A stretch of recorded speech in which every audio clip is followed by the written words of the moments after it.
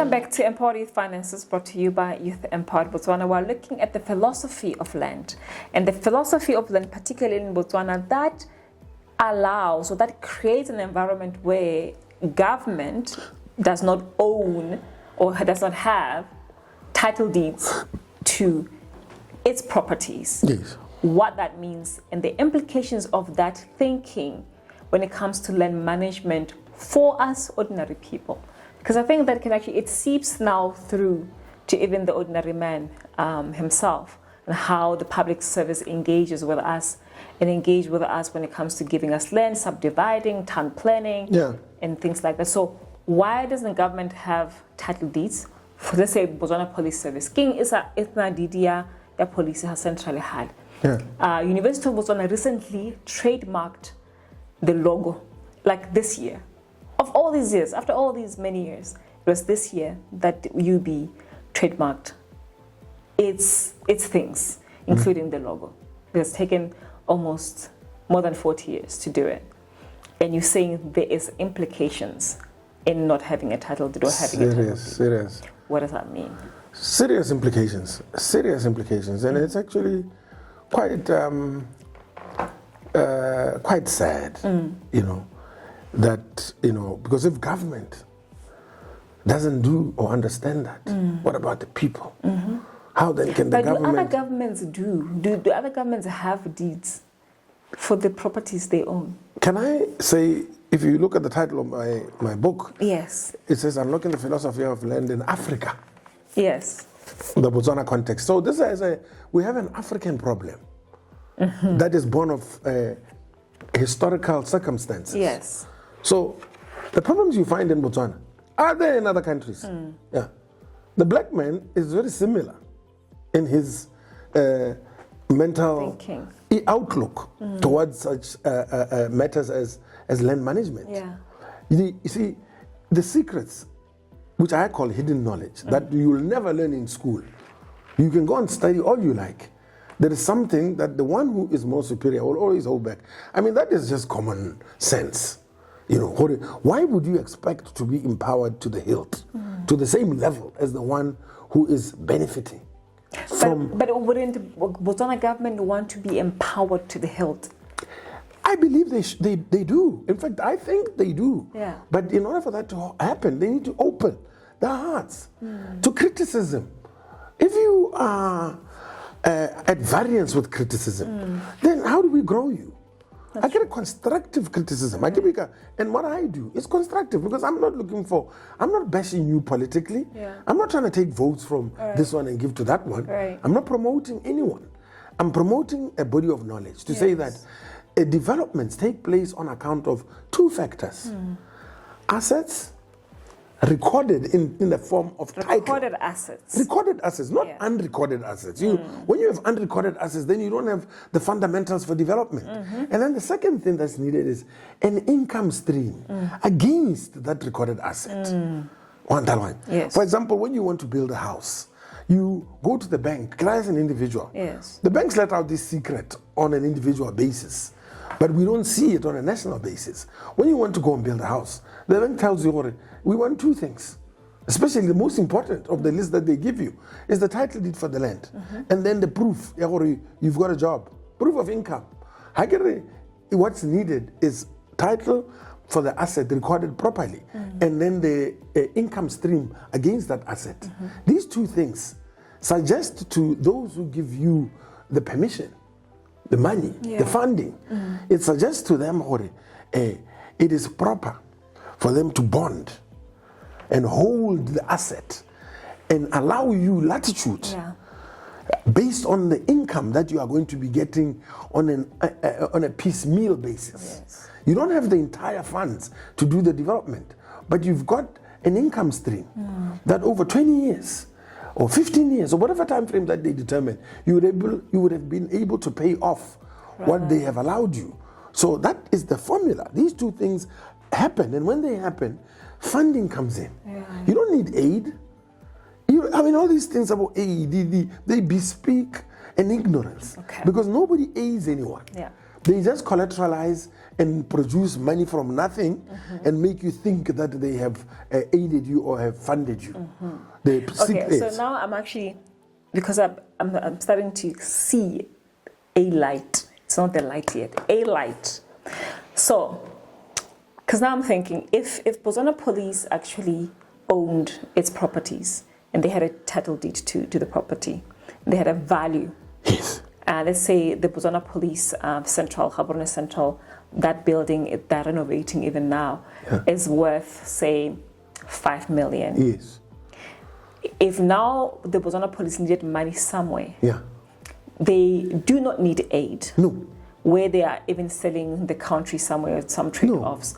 They have 5 million deed that can give them permission to get income from somewhere to do other things on the same and do more permanent, more high-rising, more sophisticated equipment, getting more cars and modernizing their institution. And as they collect, professionalizing, corporatizing, as they already collect funds from speed fines and whatnot, and they're already collecting money.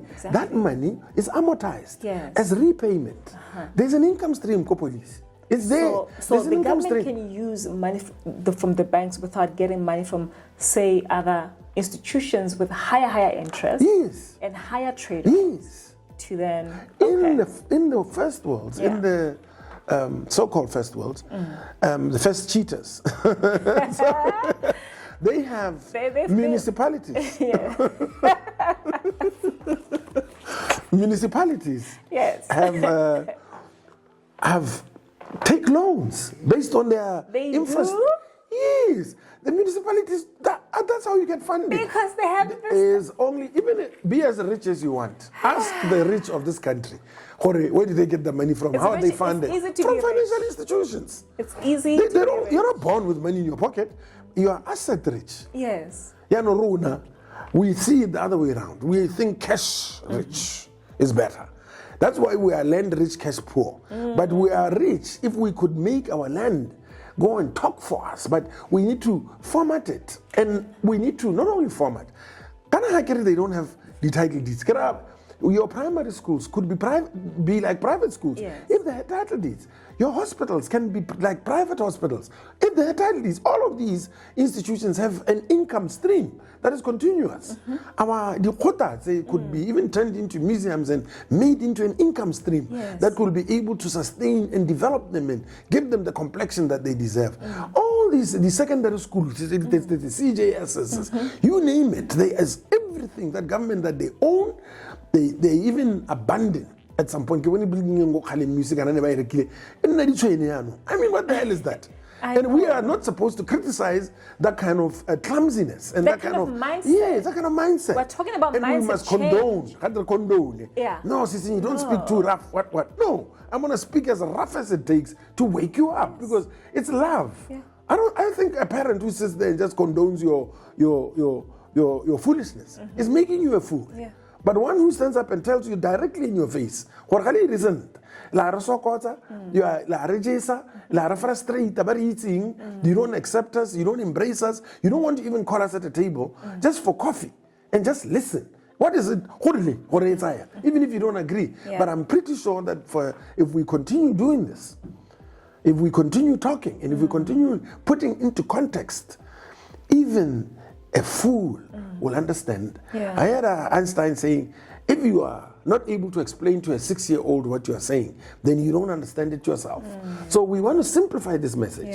You need to have title deeds. Not only that, another thing that our government needs to do is to account properly, close the loops, finish things off. They don't do that. That's why, I was saying something about as they've done, I've seen it over and over. And we any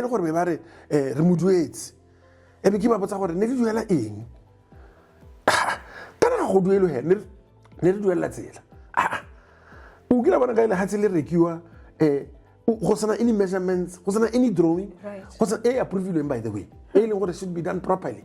And then a deduction should be done on the parent title or an endorsement. Yeah, that right that is being passed on to you by the owner to use it. The owners don't even know themselves sometimes, which is sad. They have facilities passing through their land that they have not properly accounted for and deducted or endorsed or even removed. Removed. And because I registered title deed, how would we sort out because you must have an endorsement that passes rights to somebody. What our title is still intact. That thing does not exist. Yes. But so you pay money. Actually, then let's talk about the ignorance of our professionals, or maybe the ignorance of the people. So, I don't even know which one is more dangerous when it comes to issues of land. Is it really the ignorance of our professionals, coupled by the ignorance of us, of our own ignorance as citizens, that when you have a situation like this one, this scenario where you have a blasi that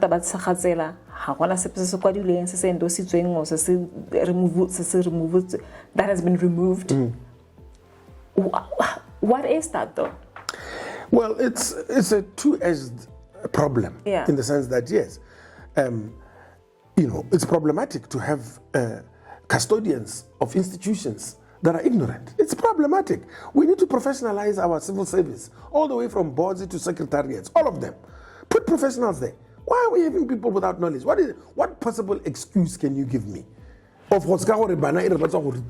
are kids today who are staying at home, playing video games with graduates who are not being put to use. I mean, I would rather be dealing with a graduate in one field, even if it's the wrong field, than to deal with somebody who's not a graduate at all. And it's no beat down on people who are not graduates. But you must understand. But they're going to say that how do you? They're going to say it is a beat down on those who've not been to school, even though they've helped build the country at some point. Yes, fine. You may say that. But if you want to be successful, you need to put the right people. And the right people are those who have got the training, the necessary training. These things are complex. So certainly the civil service and its professionalizing it's a deficiency that we suffer. But worse, to compound that, is that now the professionals have yielded to this pressure, their ignorance here, the other side. Professionals have adopted a culture of hudidimal because but about to upset, they are afraid, they've forgone their professional virtues. Never had the ring when we were graduating, engineering, whatnot, we were given things to, even when I took my oath as a registered land surveyor, I'll serve without fear, prejudice, or favor. And that's exactly what I'm doing. But you don't know the kind of crap that I get because of being clear in terms of articulating. If I am wrong, show me using the facts and the home. Don't come and say that I'm wrong. And then now these professionals, but developing the lethargy out of the ignorance, have become the problem because they are misguiding. I was sitting on the board the other day. And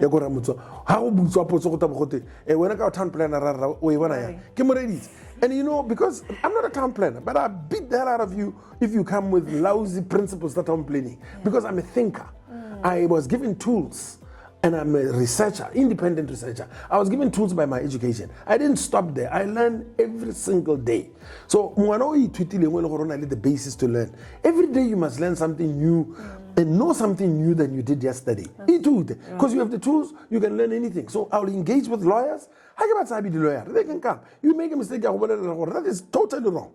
Because I read, I study, because I've got the quest and the desire and the passion. And I can feel it. It is not only for me. I can see it in people's eyes when I'm able to, open a certain room. I can see it in your eyes. Yes. And that is why we're also going to, I think in a couple of minutes that we're going to talk about, I'm going to ask you to give us an example of using a certain philosophy of land where someone actually, or a group of people, managed to create wealth. And I know you've talked about Mama Shia before. So the next one, I would like for you to actually just cover that, and using that case, show what a particular philosophy of land can actually do. Even the Choppies one is actually also a good example, and even the Jamali one is a good example. There were philosophies at play there that most of the time our professionals don't open their hearts for us to actually benefit from those philosophies, and so we'll get into that in the next session. All right. We'll be right back.